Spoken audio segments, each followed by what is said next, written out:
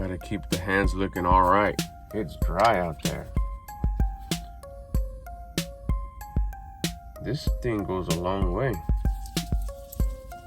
The reverse lotion apply. How's your day going so far? Good? You woke up today, didn't you? Yeah, congratulations. So did I. Let's make it a great day.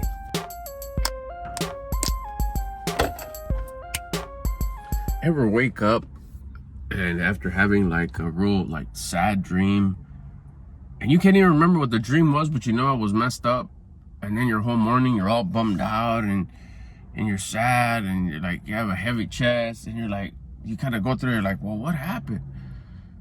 And I guess it was that one. I guess I kind of had a bad dream and you don't even remember what the dream was. It's happened to me in my life with like good things, like, oh yeah, I got that new, like, oh no you didn't, that was a dream. It's like, oh dang. And those are cool because you kind of just giggle about them. But I'll tell you, when you have a sad, the scary ones, of course, we all had nightmares, and then we're like, oh, okay, no, that wasn't true. Oh, all right. Better go tell someone what happened, that way it doesn't come true, right? But the sad ones, especially when you don't remember, when you, like, I can't remember what the dream was about, but it was balmy. And then you wake up like depressed, like sad, like this. And I was like, wait, okay. That's my state of being. That's how I feel in plain English. That's how I feel. How do I feel? I feel sad. I feel ungrateful. I feel that I need something to make me feel better. So right away, there I go. Let's go chase my instant gratification. Let's go chase my feel good. It could be anything from my cinnamon protein coffee, a video, something external, a spoonful of chocolate cake, a cookie, whatever. But it all lies within me. I need to change my being because the way that I feel right now will dictate my future. It's already 8:20. I've been feeling like this for a couple of hours already. It's like, what are you doing? And that's where you got to put yourself on check and be like, fuck this. I got to change my state of being, the way I feel, and get out of it and elevate my vibration, elevate the way I feel. Instead of going from ungrateful, sad, entitled, I should go into like abundance and gratitude and love and faith, because that's just the way I feel. But what about if something is, you are going through some shit? Perfect. You should still feel gratitude, love, abundance, because who you build during tough times is the person you're going to end up being after the storm's over.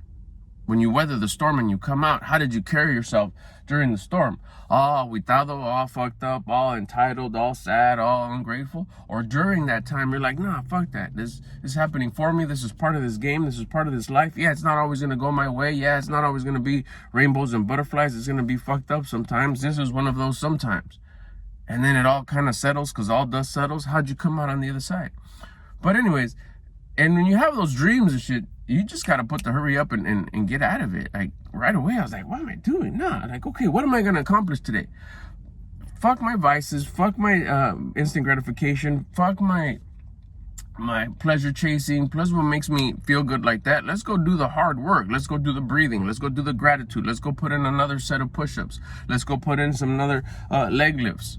You could do that virtually anywhere. That the work that you do in here, the hard work that you do to this body to elevate your frequency, is what's gonna elevate your state of being, the way you feel. Let's get at it. We're hitting them macros. Ooh, oh, potent sriracha, the Kroger one. Shout out, it's just fire. As you saw, it was already. Put your hot sauce on my burrito, baby. We got the chicken, we got the cabbage, the coleslaw, the baby spinach, the broccoli, baby carrots, chicken. Fire. This is a win right here. Hitting my macros. Let's get it. When you teach, you learn twice. So right now, these downloads are coming crazy like right now. So I'm coming on here and just recording them as they're coming on. I hope they help, because they help me quite a bit. Look at our emotional state is what draws in our result. Everything that we do, our thoughts of this moment, the thought you're having right now, the way you feel right now, and your action that you're doing right now, and they all match each other. They all follow each other. Your thoughts, your thoughts followed by your feelings, followed by your actions. The way you think is the way you feel, is the way you act, and they're all offerings. Offerings to who? To the source of creation, infinite intelligence, the universe, God. And you're rewarded. We've all heard it. We've heard the karmatic effect. Karma is not only bad or good. Karma just is. It's a return for the offering. So if you offer low-level thoughts, you're gonna draw in low-level results. Low-level thoughts are gonna cause low-level feelings. I was talking about earlier about feeling depressed and bummed out because some dream I had probably is related to how I carried myself yesterday. Thoughts, feelings, actions. How's your actions? What'd you do? What were your intentions? What'd you do with your time? With those extra 5 minutes, what'd you do? Did you go chase your escape, your desire, your darkness, what it is that you do to cope? Did you do that? That's low level. So that made you feel a certain way. It was your actions. The way everything that you do is an offering. So it was a low level desire. It was a low level action that you did. You went to go chase your desire, instant gratification, what makes you feel good. You went to go chase that. So what's your return on that? If it's low level, chasing those things are out of fear, shame, guilt. Things are not going your way, so you want that instant gratification. You're already coming from a place of lack of gratitude, lack of faith, entitlement. So if you feel that way, unconsciously, you don't even know you're feeling that. Sorry about that. You don't even know you're feeling that way, but you are. That's why your actions are to go get that instant gratification, your escape. But if you were to switch that feeling, and that's the result that we're going to get. That's what we're going to draw in. But if you were to change it and say, then you know what? No, I'm gonna suffer, and I'm going to reject going to go get my instant gratification, and I'm going to stay here, and I'm going to be grateful for find something to be grateful for. Elevate my attitude. Go for a walk. Be grateful. Call out great things that I'm grateful for. Elevate my vibration. I'm going to be coming from a state of gratitude, love, abundance. And guess what I'm going to get back? Guess what I'm going to draw in? Those high-level emotions. So if you want to draw in high-level results, put yourself in a state of emotion that's high. If you want to draw in low-level results, like the stuff that you've been getting right now, like, man, things are just mid. I wish things could be better. Lack, right? Not enough, not good enough. Well, the only reason they're not good enough, it's just the result of your internal state. How your internal state, your emotional state has been the last 3 days, 3 weeks, 3 months, 3 years. That's what your surroundings look like. Stop pleasure chasing. Stop going to that vice, that thing you always go to that gives you instant gratification. And you know what the fuck it is. It's that one thing. And I won't even say examples, because you know what you run to for escape. I'm just gonna do this real quick. Okay. And if you don't even know you're doing it so often, it's so rooted in you that it's part of your life. You got to sit there and like, what is it that I know I shouldn't be doing? Typically, I feel guilt and I know it's like, I shouldn't be doing that. That part.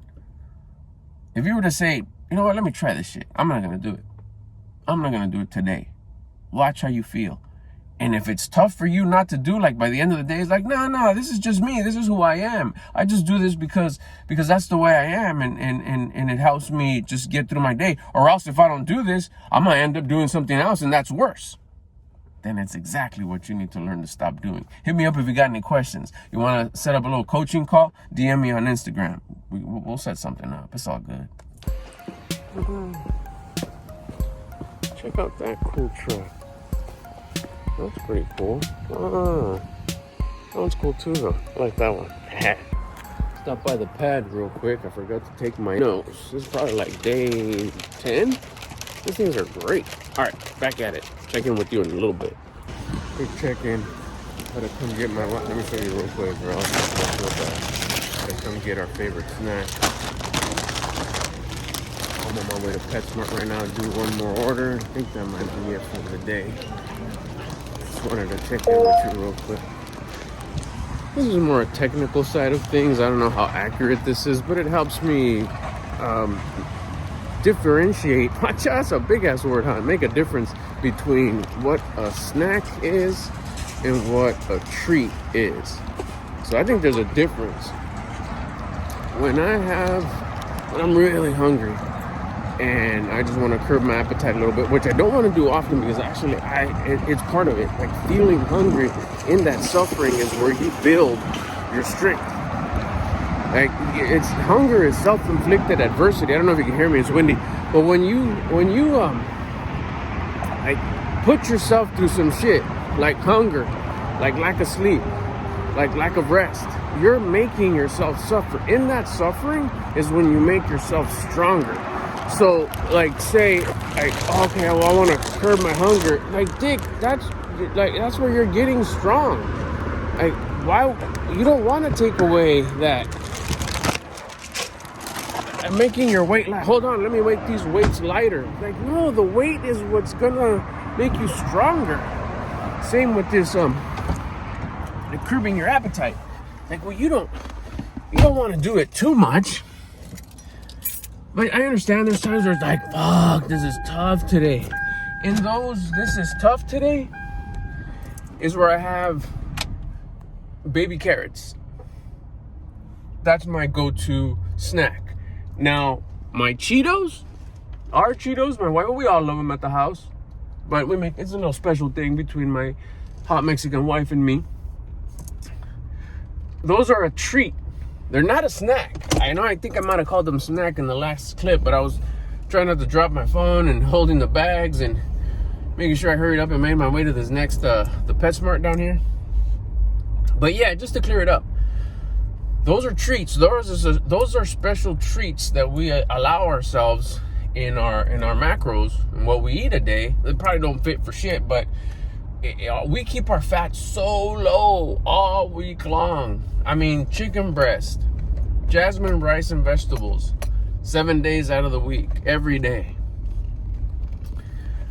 So we allow ourselves a treat.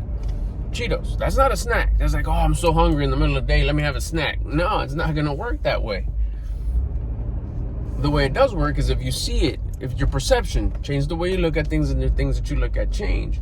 That's a treat. The carrots are a snack, but even the carrots, like, wait a minute, you don't want to take away the very thing, the suffering, that's gonna make you stronger. Any questions, hit me up. Sweet chicks, sweet chicks, sweet chicks, sweet chicks. You're supposed to look cute and straight at the camera so I could ask you if you're ready to go for your walk. Man, being out here it's therapy. And there's a number of things, like being out here with the trees, nature, the sun, the wind, the elements, not to mention cardio.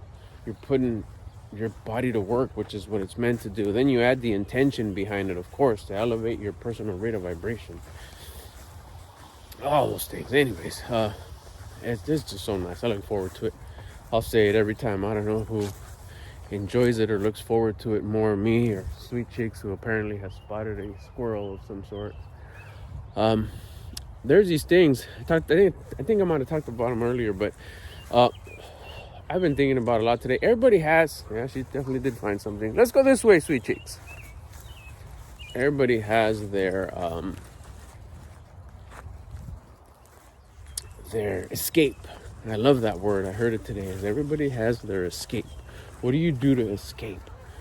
And because you could call it your vice, but a lot of people will like turn around and say, I don't have no vices. I don't smoke. I don't drink. I don't do drugs. So I don't have a vice. Like, okay, well then, what do you do to escape when shit's not going your way and we'll call it upset.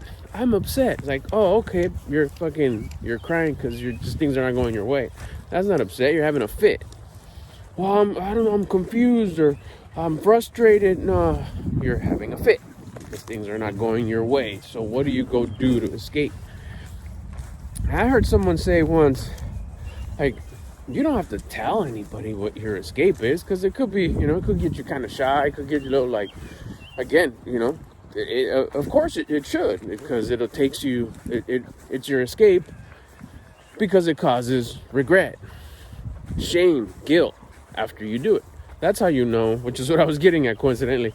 This is how you know what your escape is. What you go do to escape the feeling of shit not going your way.